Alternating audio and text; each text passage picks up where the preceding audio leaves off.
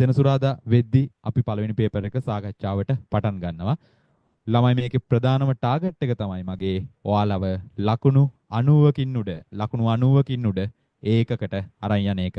ඒතකොට ළමයි ඔයාලා ටාගට් කරන්න ලකුණු 90කින් උඩ අගයක් හැම පේපර් එකටම. ඒතකොට ඔයාලට ඔටෝමැටිකලිම මේ පේපර් කෝස් එක හරහා පුළුවන් ළමයි ලකුණු 80කට උඩ සමස්ත පේපර් 25ෙම ඇවරේජ් එක හදාගන්න. ඒ විදිහට ලකුණු 80කට උඩ සමස්ත පේපර් 25ෙම ඇවරේජ් එක හදාගන්න ළමයි. ඒකට try කරන්න. අනිත් කෙනා මොන වුණත් කවන්නේ ඔයාලා හරියට වැඩ කරන්න. තමන් එක්ක තමන් තරඟේ තියාගන්න කම්මැලි වෙන්න එපා. අවංකව මේක පේපර් පොත් බලන්න නැතුව අපි මේ වැඩේ ලස්සනට කරගෙන යමු. ඒත් එක්කම අනිවාර්යෙන් හැම කෙනාම පේපරේ සාකච්ඡා කරන දවසට ඉන්නම ඕන. පේපරේ සාකච්ඡා කරන වැඩේට සහභාගී වෙන්න ඕන. හදිස්සියේවත් එදාට ඔයාලට වෙන ක්ලාස් එකක් හරි මොකක් හරි වැඩක් ඉදලා තිබ්බොත් මම ඔයාලට රෙකෝඩින් දෙනවා. ඒ හින්දා ප්‍රශ්නයක් ඇති කරගන්න එපා. සෙනසුරාදා දවසේ අපි පේපර් එක සාකච්ඡා කරලා ඉවර වෙච්ච ගමන් ඔයාලට රෙකෝඩින් එක බලන්න පුළුවන්.